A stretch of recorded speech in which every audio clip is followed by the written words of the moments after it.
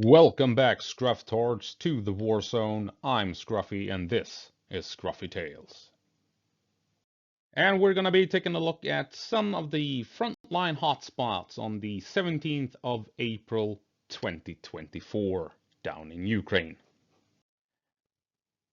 And we're going to be starting off at Terny. I did a video, I believe was it yesterday, about Terny, where it appears as if Ukraine has been pushing Russia back.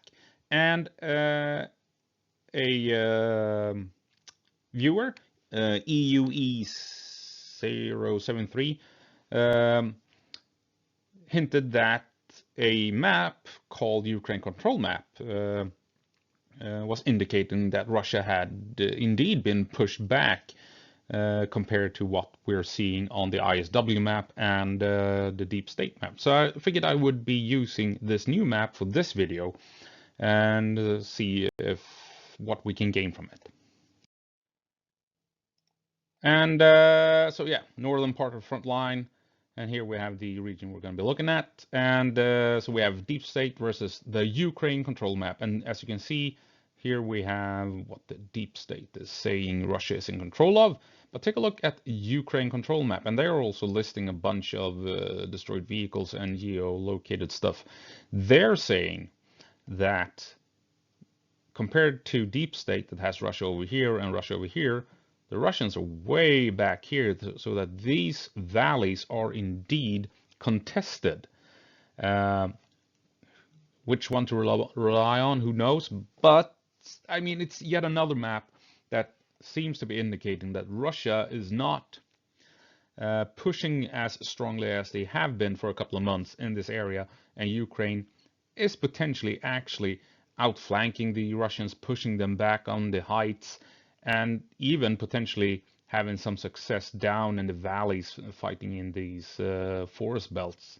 Very interesting, and with a little bit of luck, Ukraine is actually taking the fight to Russia east of Terny.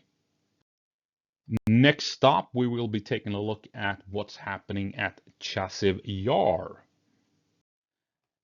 And Chasiv Yar is west of Bakhmut, and Russia has steadily been pushing westward towards Chasiv Yar, and the rumors are that Russia is now preparing to launch an all-out assault against this city or town.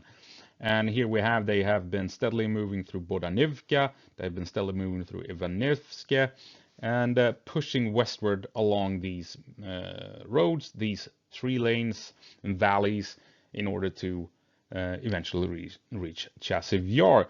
There are a couple of obstacles in the way, though. This town here, to begin with, is going to be a fortified position, no doubt, for Ukraine that the Russians need to overcome. They need to push through these forests here. They need to push along the ridge line here and through these woods here. And then there is the main major obstacle before they can grab Chasiv Yar, and that is a canal system that is running all along this, you can see the highway here, a very potent obstacle that Russia needs to overcome. And unfortunately, they have a couple of options. But before looking at that, we can take a look at this. This is the canal. Here you have a bridge going across the canal. And I just want to highlight the width of the canal here. Here you have a car, or 2 cars even. So as you can see, this is no small obstacle that Russia needs to somehow overcome. And if they're going to try and build bridges and what have you, drones will spot that, so Ukraine can call in artillery on those engineers trying to build a bridge. Ukraine will more than likely blow all of these bridges if it comes to that Russia pushes up to the canal. So Russia will more than likely have issue trying to cross this canal, except for at a couple of there are 2 locations where they can bypass the waterways, unfortunately. And at 2 locations, we have sections where the canal goes underground. My guess is that this is where Russia will push towards in order to bypass the waterways, the bodies of water. Because as you can see, These are quite wide areas where the canal goes underground. So if Russia can control these 2 points, they can then effectively push on beyond the canal system and take the fight to the Ukrainians in and around Chasiv Yar. That's the theory of it. Of course, there's going to be a bunch of Ukrainians in the way, and they have more than likely a couple of plans how to prevent this from happening. And if here we go, take a look at this, these two crossings where they are located up here and down here. So it's not optimal. I mean, if Russia pushes all the way up here and all the way up here, they can then attack Chasiv Yar from north and from south. And that, of course, presents a problem. The thing is, though, these are also bottlenecks. Ukraine more than likely knows that this is where Russia is coming. Why would they not try and grab these two locations? So if Russia pushes in hard on these two locations, they're going to get jammed into these locations, and Ukraine can just launch in artillery, drone strikes, and what have you. They can have trenches ready, they can have minefields ready.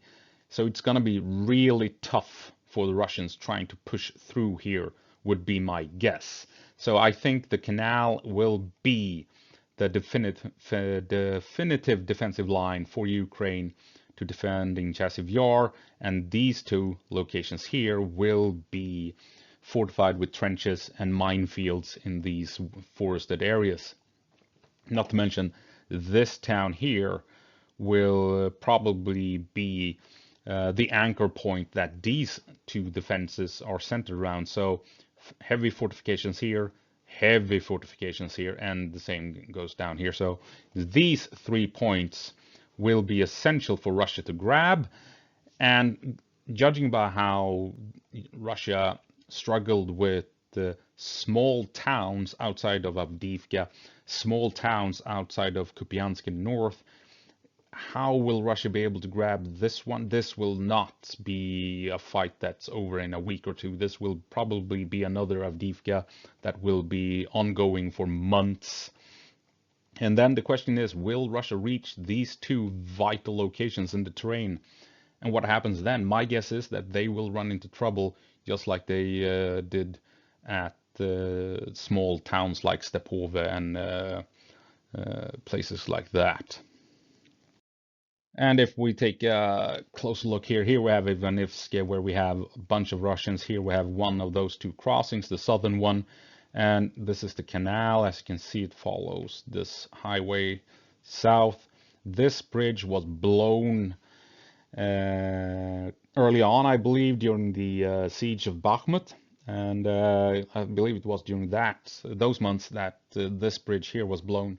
So Russia may push up all the way to the canal, and then they are, by the terrain itself, here is where you have cover, here is where you have cover. They're going to be funneled into this choke point. And if they get this far, I'm willing to bet that Russia will struggle to even get close to breaching the defenses here.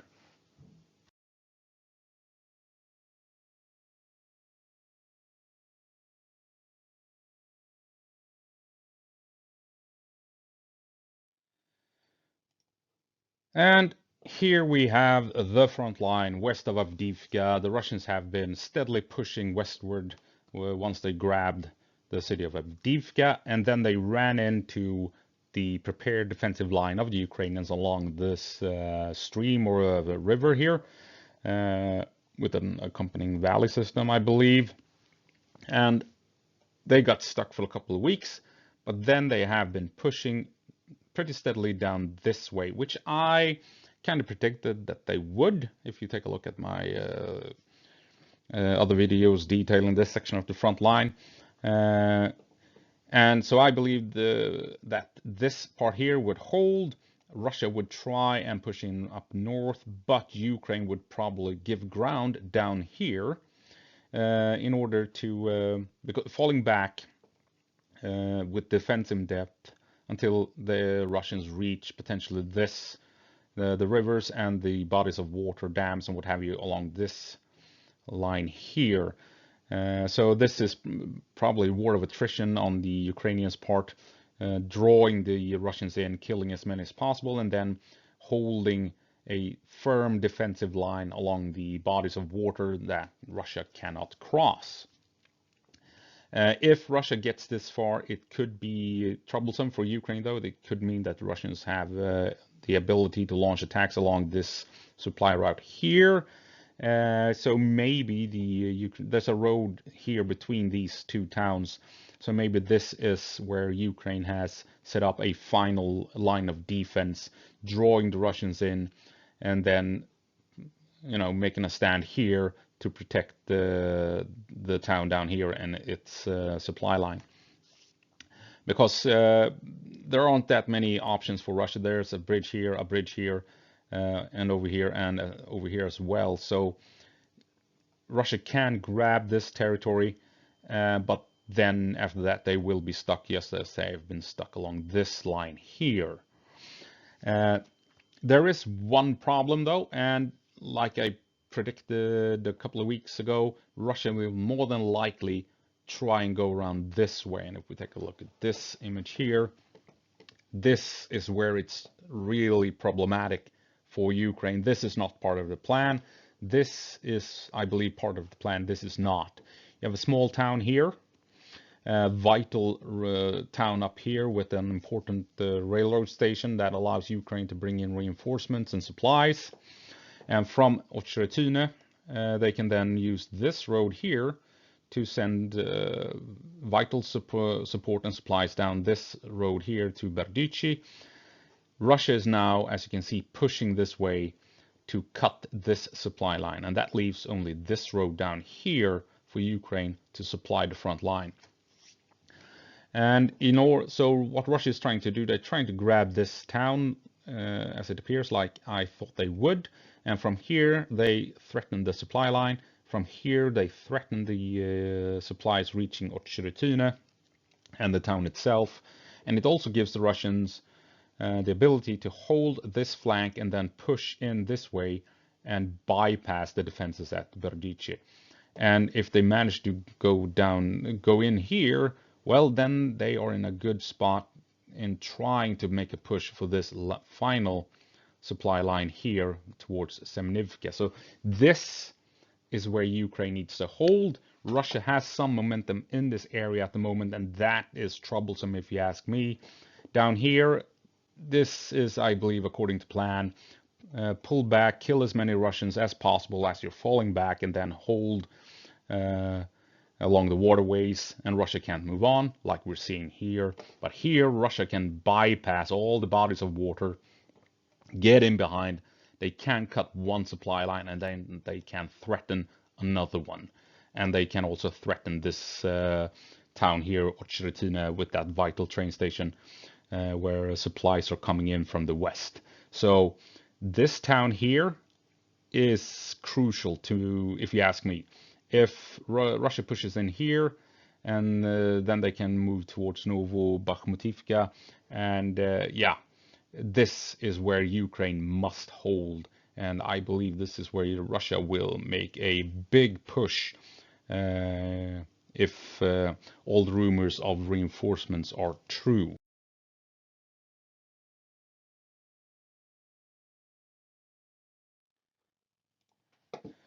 And yeah, so that was taking a look up here. Let's take a closer look down here. So yeah, this is where I believe things are actually going according to plan. If you ask the Ukrainians, they are steadily losing ground here because they can lose ground up here. They can't lose ground here. They can't lose ground here. So they're making more of an effort of holding the line. But here they can afford losing ground. They don't need to fight to the last man holding these these windbreaks. So they are slightly falling back, ever so slightly, and taking out as many Russians as possible in the process until they reach a point where they must hold. And that may be along this road here. in order to protect Netailove and Umansky. Or we may even see them falling back even further until they reach the bodies of water here that Russia cannot cross effectively. So I'm not all that worried about what's going on here. It doesn't look good on the map. It doesn't look good if you're listening to what's going on from the different propaganda sources. Yes. But when we hear the Ukrainians saying that it's not looking good in this area, they're short of ammunition and everything, I think that is in reference to what's going on up here. And down here, I think they are okay with losing territory down here because they have these bodies of water that will help them eventually in definitely holding the line. And so, yes, I'm not all that worried about what's going on down here. And yes, Russia has gained access across the waterways here, but as you can see here, you have more rivers, more valleys.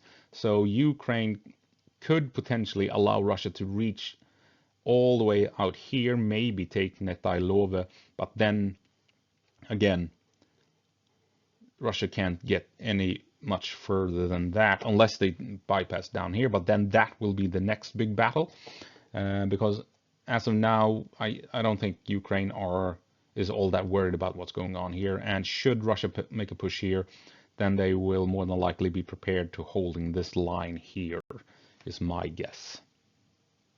And that's it.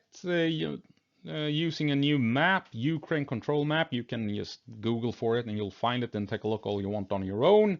And a couple of hotspots along the front line that I think are interesting and very important, obviously. And I think, I mean, at Terny, it kind of does look as if things are going in Ukraine's favor. In Chasiv Yar, they are falling back, but there are a couple of strong points that they can defend Ukraine, that Russia will more than likely truly struggle with to overcome.